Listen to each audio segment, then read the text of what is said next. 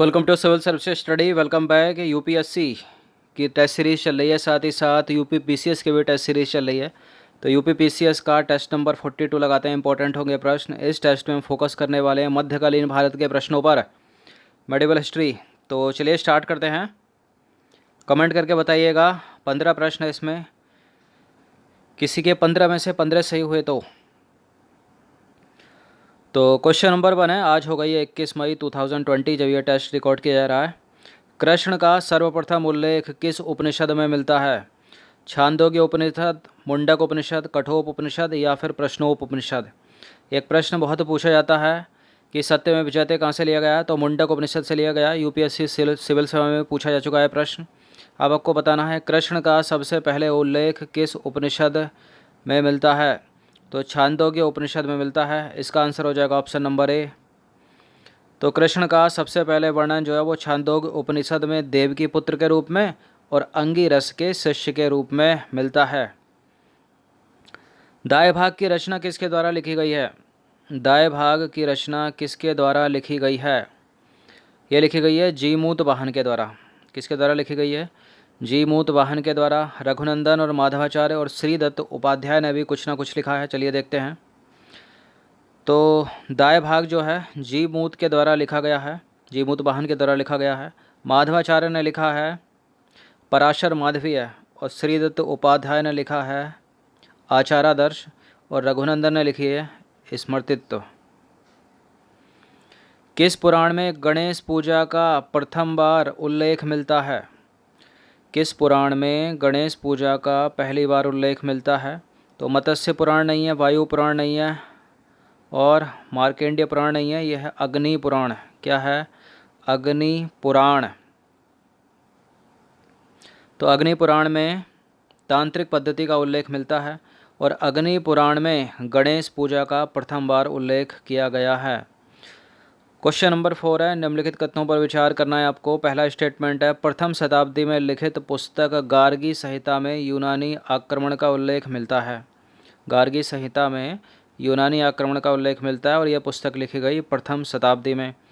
दूसरा स्टेटमेंट है अर्थशास्त्र जो है ना, अर्थशास्त्र आचार्य चाणक्य के द्वारा रचित है और यह भारत का पहला राजनीतिक ग्रंथ माना जाता है। यह 15 खंडों में विभाजित है। आचार्य चाणक्य के दो नाम और हैं, कौन कौन से हैं?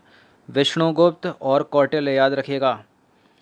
तो यहाँ फिलहाल दोनों के दोनों स्टेटमेंट करेक्ट हैं। इसका आंसर हो जाएगा ऑप्शन नंबर सी। ये भी करेक्ट है कि जो गार्गी संहिता है प्रथम शताब्दी में लिखी गई और यूनानी आक्रमण का उल्लेख उससे मिलता है।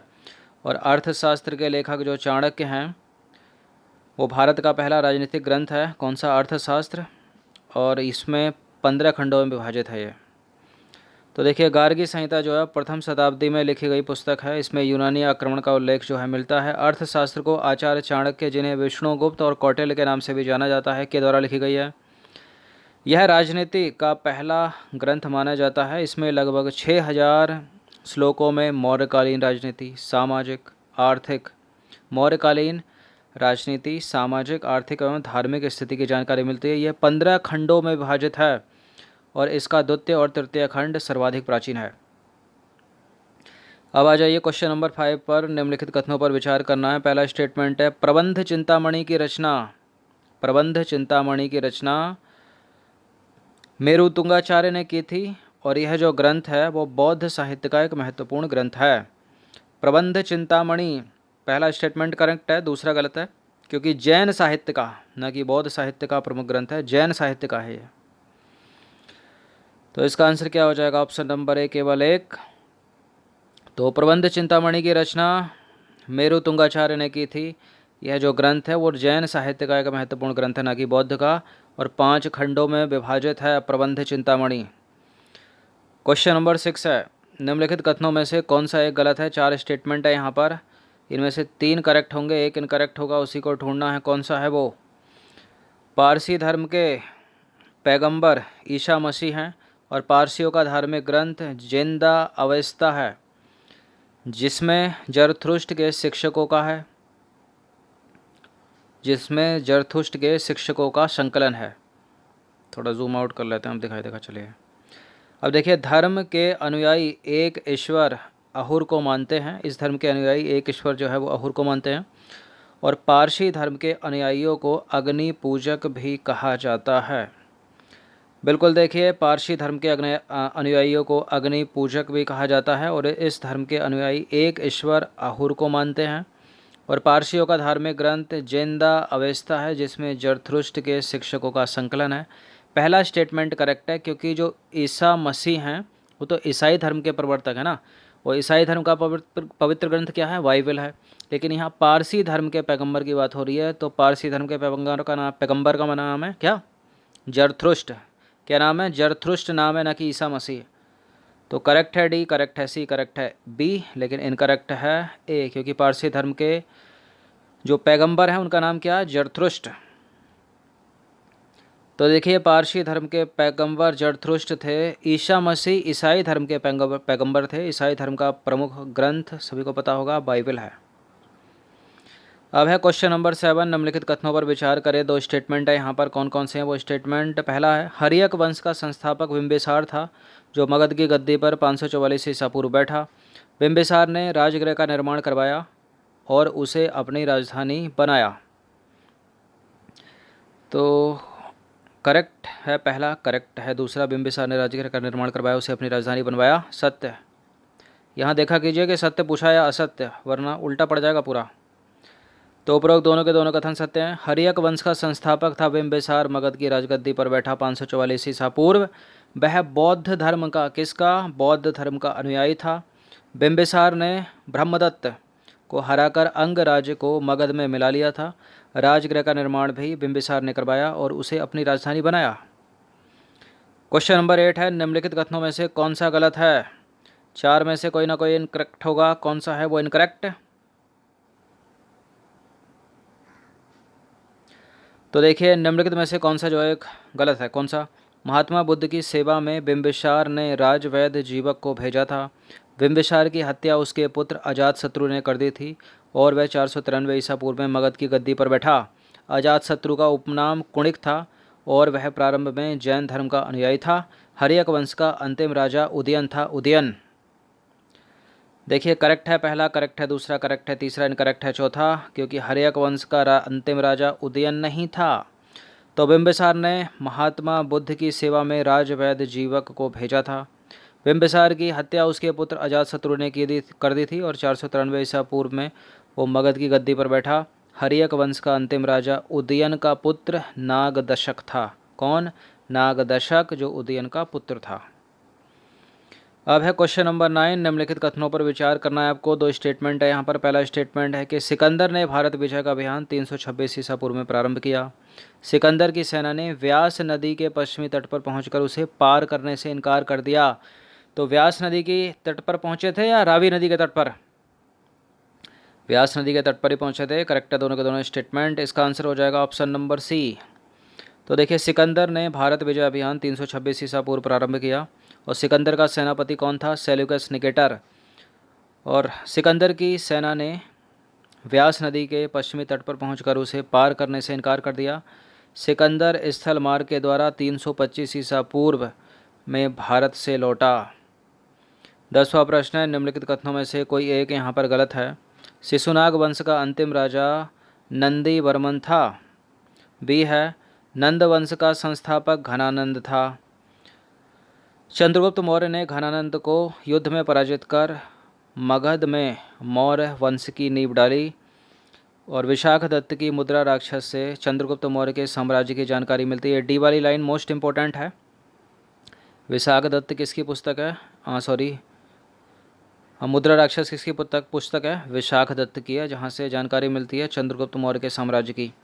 तो डी है करेक्ट, सी है करेक्ट, बी है इनकरेक्ट, क्योंकि नंद वंश का संस्थापक महापद्मनंद है, ना कि घनानंद। करेक्ट है पहला, घनानंद तो प्रतापी शासक था नंद वंश का। तो देखिए, नंद वंश का संस्थापक है महापद्मनंद, ना कि घनानंद। विशाखदत्त की रचना का नाम है मुद्रा राक्षस, से जानकारी किसकी मिलती है? मौर्य साम्राज्य की। और मुद्रा राक्षस में चंद्रगुप्त के लिए वृषल शब्द का प्रयोग किया गया। किसका? वृषल। 11वां प्रश्न है, निम्नलिखित कथनों पर विचार करें। दो स्टेटमेंट है यहाँ पर, कौन सा करेक्ट है इनमें? देखिए, चंद्रगुप्त मौर्य ने जैनी गुरु भद्रभ्राहु से जैन धर्म की दीक्षा ली थी। मेगास्थनीज चंद्रगुप्त मौर्य के दरबार में रहता था और यह सेल्यूकस निकेटर का राजदूत था। बिल्कुल था भाई, करेक्ट है दोनों के दोनों स्टेटमेंट। इसका आंसर हो जाएगा ऑप्शन नंबर सी।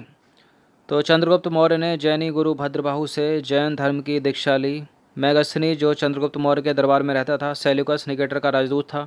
मेगास्थनीज के द्वारा एक पुस्तक लिखी गई है जिसका नाम है इंडिका, मोस्ट इम्पॉर्टेंट है एग्जामिनरों की, बहुत पूछते हैं इसको। मेगास्थनीज ने पाटलिपुत्र के बारे में लिखा है कि यह एक विशाल प्राचीर से घिरा है। इसमें 2 और 3 मंजिल वाले घर लकड़ी और कच्ची ईंटों से बने हैं। राजा का महल भी लकड़ी का बना है जिसे पत्थर की नक्काशी से अलंकृत किया गया है। आ जाइए क्वेश्चन नंबर 12। पूछा था मैंने आपसे थंबनेल में, निम्नलिखित में से अमित्र घात के नाम से किसको जाना जाता है? किसको जाना जाता है अमित्र घात के नाम से? अशोक नहीं है, चंद्रगुप्त मौर्य नहीं है, काला अशोक नहीं है, यह है बिंदुसार। कौन है? बिंदुसार। तो देखिए, बिंदुसार को अमित्र घात के नाम से जाना जाता है और अमित्र घात का अर्थ शत्रु विनाशक होता है। बिंदुसार आजीवक संप्रदाय का अनुयायी था और जैन धर्म ग्रंथों में बिंदुसार को एक और नाम सिंहसेन के नाम से जाना जाता है। क्वेश्चन नंबर 13 है, निम्नलिखित कथनों में से कौन सा जो है वो असत्य है? एक बार फिर से आ जाइए। उपगुप्त नामक बौद्ध भिक्षु ने अशोक को बौद्ध धर्म की दीक्षा दी। अशोक ने आजीविकों के रहने हेतु बराबर की पहाड़ियों पर 4 गुफाओं का निर्माण करवाया जिनका नाम कर्ज, चौपार, सुदामा तथा विश्व झोंपड़ी था। अशोक के 8वें स्तंभ लेख में आजीविकों का उल्लेख किया गया है तथा महामात्रों को आजीविकों के हितों को ध्यान में रखने के लिए कहा गया है। राजगद्दी पर बैठते समय अशोक अवंती का राज्यपाल था। इसमें से कौन सा गलत है? देखिए, अशोक के 8वें स्तंभ लेख या जिनको बोलते हैं शिलालेख या जिनको बोलते हैं अभिलेख, जिनको क्या बोलते हैं? अभिलेख, तो 8वें में नहीं बल्कि 7वें में आजीविकों का उल्लेख किया गया है तथा महामात्रों को आजीविकों के हितों को ध्यान में रखने के लिए कहा गया है। तो 8वें में नहीं है, ऐसा 7वें में है। देखिए, अशोक के शिलालेख इंपॉर्टेंट है, पूछ ले जाते हैं परीक्षाओं में, इसलिए आप पढ़ लेना इनको। देखिए, सम्राट अशोक के 7वें स्तंभ लेख में है, ना कि 8वें में, आजीविकों का उल्लेख किया गया है तथा महामात्रों को आजीविकों के हितों का ध्यान रखने के लिए कहा गया है। इसमें पूछ लेते हैं अशोक के कौन से, पहले में क्या, दूसरे में क्या, तीसरे में क्या? सबका फेवरेट है 13वां, 5वां, 8वां, छठा, दूसरा। तो क्वेश्चन नंबर 14 है, शिलालेखों का प्रचलन भारत में सर्वप्रथम अशोक ने करवाया, इसलिए पूछते हैं प्रश्न। करेक्ट है बिल्कुल। अशोक के शिलालेखों में ब्राह्मी, खरोष्टी, ग्रीक और अरमाइक लिपि का प्रयोग हुआ है। बिल्कुल हुआ है, नो डाउट है इसमें। तो सी है इसका आंसर। देख लीजिए, सत्य पूछा या असत्य। तो देखिए, भारत में शिलालेखों का सबसे पहले प्रचलन अशोक ने करवाया। अशोक के शिलालेखों में ब्राह्मी, खरोष्टी, ग्रीक, अरमाइक लिपि का प्रयोग हुआ है। ग्रीक एवं अरमाइक लिपि का प्रयोग अफगानिस्तान के अभिलेख से, खरोष्टी लिपि का प्रयोग उत्तर पश्चिम पाकिस्तान से, शेष भारत में ब्राह्मी लिपि के अभिलेख जो हैं वो मिले हैं। फिर से देख लीजिए, ग्रीक अरमाइक अफगानिस्तान से, खरोष्टी लिपि उत्तर पश्चिमी पाकिस्तान और ब्राह्मी भारत। अब क्वेश्चन नंबर 15, अशोक के किस अभिलेख में कलिंग युद्ध का वर्णन है तथा अशोक के हृदय परिवर्तन की बात की गई है? ये कलिंग युद्ध का वर्णन तो मोस्ट इम्पोर्टेंट है। किस में है? ये बहुत बार पूछा है पेपर में पहले भी। किस में बताइए? 13वें में, 10वें में, चौथे में, तीसरे में? तो अशोक के कलिंग युद्ध का वर्णन जो है वो 13वें शिलालेख या इसको अभिलेख कह लो या फिर इसको कह लो स्तंभ लेख में है। और इसके हृदय परिवर्तन की जो बात है वो भी 13वें अभिलेख या शिलालेख में की गई है। इसका आंसर हो जाएगा ऑप्शन नंबर ए। तो अशोक के 13वें शिलालेख में कलिंग युद्ध का वर्णन है एवं इसमें अशोक के हृदय परिवर्तन की बात कही गई है। और अशोक के इसी शिलालेख में या अभिलेख में या स्तंभ लेख में पड़ोसी राजाओं का वर्णन भी है। अशोक के चौथे शिलालेख में क्या है? भेरी घोष की जगह धम्म घोष की घोषणा की गई है। इंपॉर्टेंट है, पूछ लिया जाता है। अशोक के तीसरे शिलालेख में राज्य के अधिकारियों को यह आदेश दिया गया है कि वह हर 5 वर्ष के उपरांत दौरे पर जाएंगे और इसमें कुछ धार्मिक नियमों का भी उल्लेख किया गया है। किसमें? 5वें शिलालेख में या अभिलेख कह लो या स्तंभ लेख कह लो। अब देखिए, अशोक के 10वें अभिलेख या शिलालेख में राजा तथा उच्च पदाधिकारी हमेशा प्रजा के हित में सोचेंगे, ऐसे आदेश दिए गए हैं। तो ये कुछ 15 प्रश्न थे मोस्ट इंपॉर्टेंट, अच्छे से इसका रिवीजन कर लीजिएगा। खासकर इस तरह की एक्सप्लेनेशन को पॉज मार मार के 2-3 बार पढ़ा कीजिए, सुना कीजिए। धन्यवाद।